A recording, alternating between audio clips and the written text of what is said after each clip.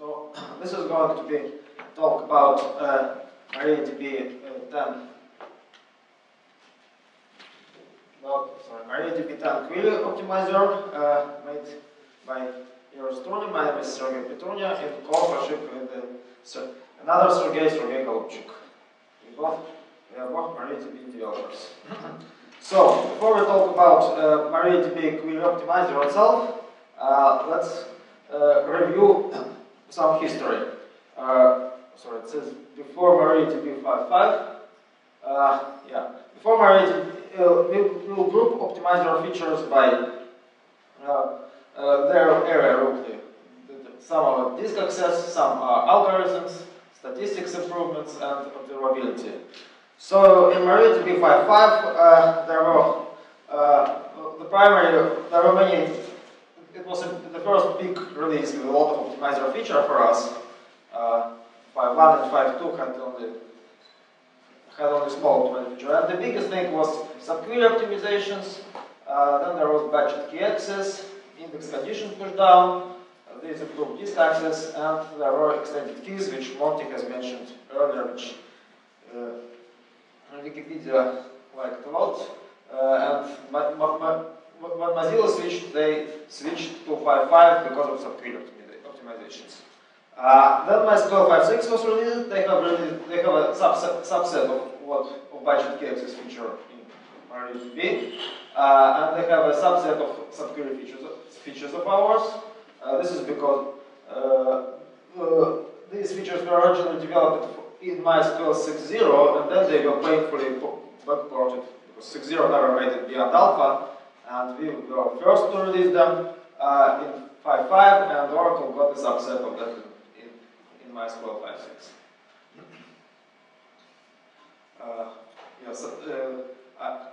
We have a third-party confirmation that some features here were very useful for MediaWiki plugins.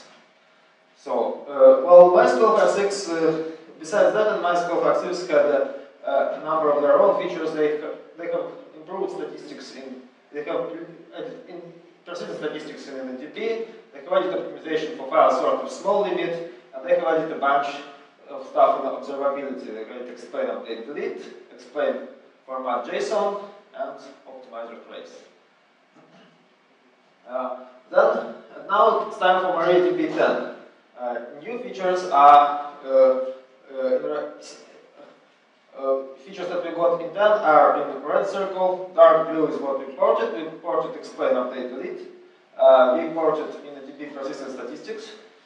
We did not port yet explain format JSON and optimizer trace. They are in 5.6 but not in MariaDB 10. There is a reason for that, which I'll cover later. And we got our own new features, which exist to subquery optimization and independent statistics.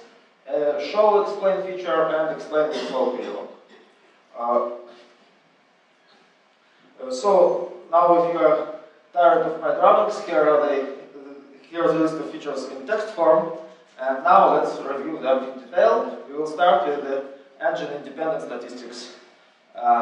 So why does one need statistics? Let's look at the sample query. So this is a join of two tables. The work clause has a condition on one table, condition on another table, and a join condition. And if we think about, when optimizer starts to think about how to execute it, basically it can go, there are two primary ways to do it. We could start from table orders, then filter out the orders that match the conditional orders, then we could go and then proceed to find line items that match these orders. Or we could go other way. We could start from table line item, find line items with price which satisfy conditional line item, and then proceed to go orders. And how do we decide? We use table statistics. The basic statistics is number of rows in the table, how many rows, and then the array, when we need information about how many records will match the work clause. The first source that MySQL traditionally has been using is range estimates. If you have an index on order date, and you have a comparison of that date with the constants, then it's possible to do range access. The optimizer and the storage engine provides the optimizer with a fairly precise estimates about how many records will match the condition on order date. Or if you have an index on price in line item, we will also get a precise estimate about how many records will match this price. These estimates, generally people don't have problem with them. They are fairly precise. However, in order to get them, there needs to be an index. Estimates are done by doing index dives into the B-tree. So if you get many conditions, like typical cases in, table.key in, and then there is a huge list of values, the optimizer will try to probe in any value, which would cause the optimizer to run slow. And there are some fixes both in MySQL and MariaDB for that. So that's the first source. And then there is another important part that we want to know, is that we want to know how many records will match. If we start from table line item, and when we have to join orders on orders order key equals order key from line item, we want to know how many matches we want to know. Well, for orders it's easy because order key is the primary key in orders, so there is at most one order for a given order key. But for line item we don't know, and the optimizer asks itself a question: how many line items are there for certain value of order key, which we don't know, unlike in range. In range here we don't. This number, how many line items have the same order key, is called index statistics. InnoDB produces these numbers by doing random sampling. Sorry. InnoDB produces this number by doing random sampling, basically examining a few pages from the index and checking what values were there, how many line items were, it looks into the index on L order key, it checks how many line items will have the same order key. And it does it basically at random times. It does it when you run alter table, it does it after you have changed a few rows, and so forth. And this is a problem because statistics changes quite unexpectedly. If you run alter table or change a few rows, then statistics changes, or if you stop and use line, it will also have different statistics. MySQL 5.6 tried to solve that.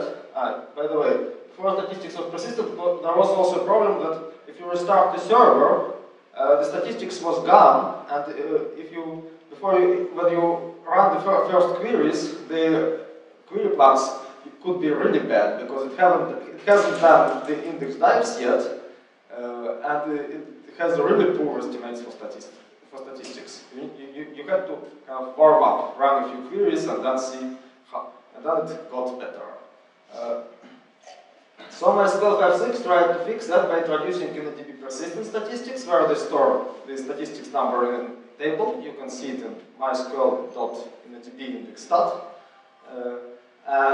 So statistics survive server restart, but the problem is that they still are collected with random sampling. Randomness causes different query plans. In fact, we, query optimizer developers, have found it difficult even to run the dbt3 benchmark, because our benchmarking guy was running the benchmark, when we asked him, okay, so does this query run faster now?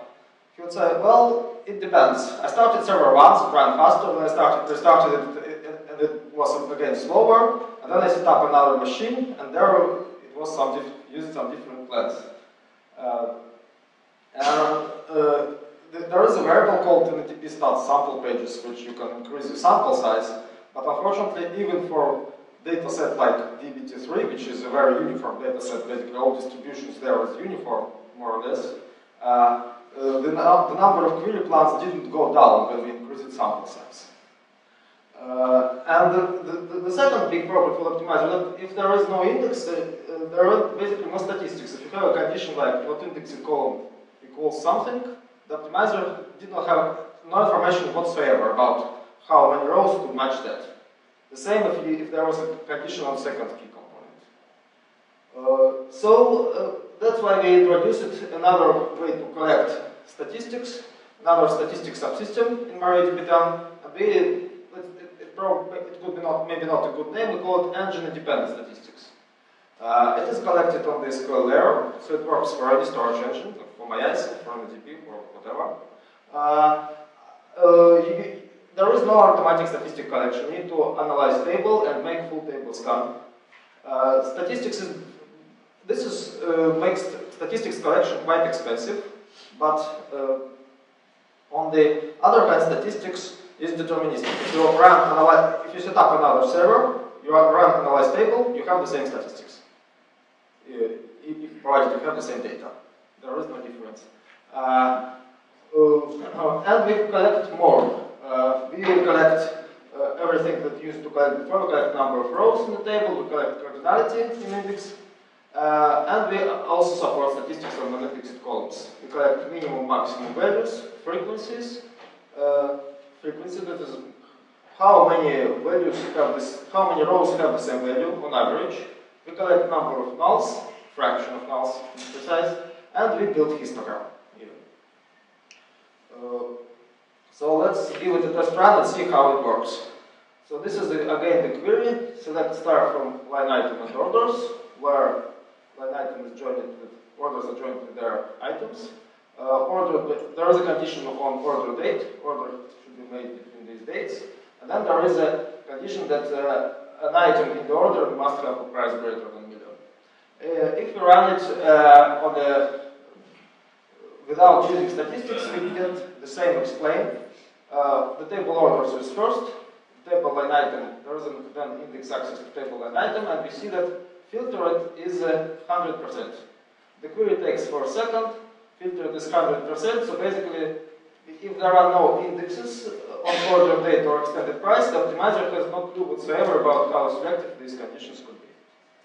So it makes the best guess by assuming that we will take all records from orders, this won't filter anything out, and then we'll make an index lookup for each of those. Now let's collect some table statistics. We set some variables. We set desired histogram size, because we're very conservative. By default, everything is off. You need to, for most new optimizer features, you need to enable it manually. Then we set another variable, and then we run analyze. Analyze table produces these additional lines. Confirms that engine-independent statistics was collected also. And then we set yet another variable in the query optimizer by letting it to use the statistics to calculate condition selectivity and run the query. The join order is different. Now the line item table is first, and filtered column shows how filtered is measured in percent. So it shows that there is selectivity of this condition is only 0.5%. And the query time has gone down from 1.5 seconds to from 4 seconds to 1.5 seconds. Because we don't make as much lookups in the table order. We scan table line item, and this condition filters almost everything out. So this example may look like speed up is not that great. That example is a little bit artificial because we do full table scan. I just did that for the sake of simplicity, so that I don't have to explain huge queries from the slides. But you can, if you have many table joins, many indexes, you can get even greater speedups, because when you have many table joins, there is typically greater amplification rate. Okay, so summary: persistent table statistics, statistics for columns. Statistics for indexes. For columns, we collect histograms now. You need to enable it and collect manually, like run analyze. There is a special syntax to collect for these statistics for specific columns or specific indexes. Then just need to set this variable, and in explain extended, you check filtered column to to see it work.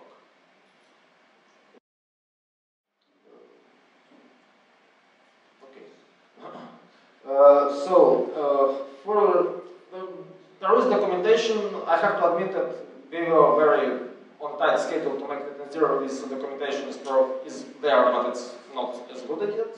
We will finish it up and post an update. And there is a whole talk in Percona Live today at 4:30 p.m.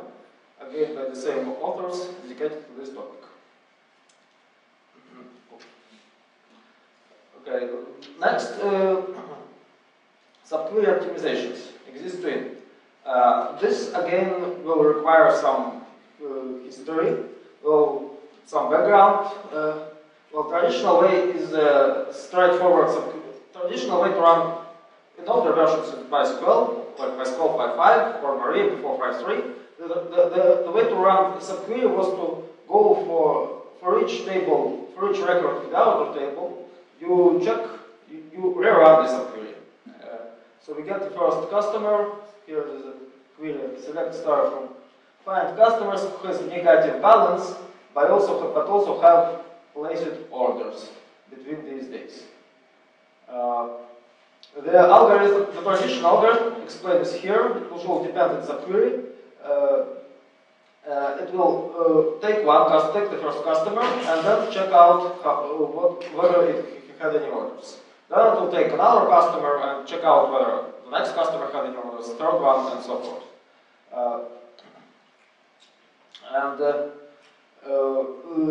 In Marin, and also every time the subquery predicate will be executed from scratch, there will be no effort will not be shared across subquery predicator executions.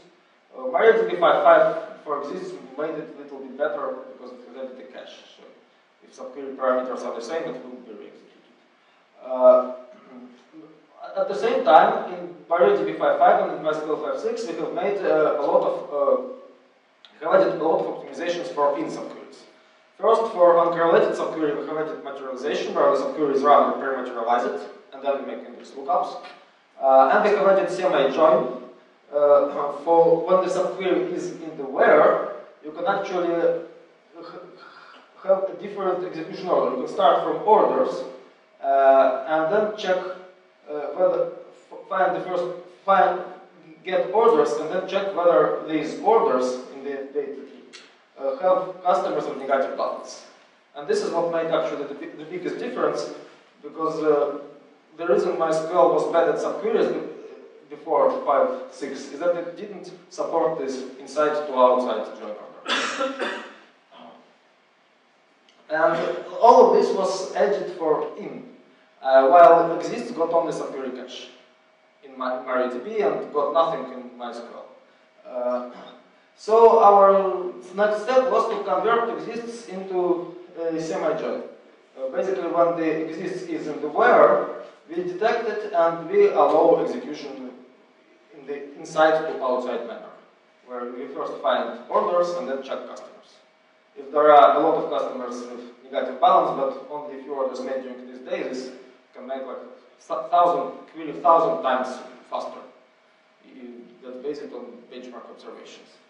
And another thing that we have added is that a lot of existing subqueries are correlated. That means that you have to rerun them, but they are correlated in a trivial way.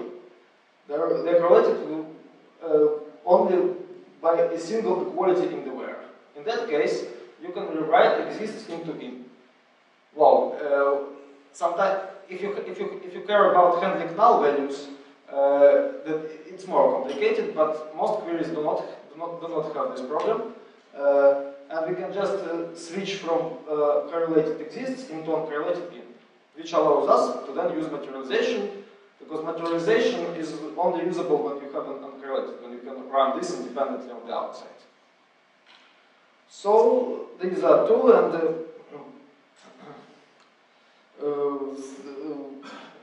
again we are conservative. We didn't switch it on immediately. So in order to enable it, you just need to set optimizer switch in my.cnf to exist to in on, and then just enjoy faster exist subqueries.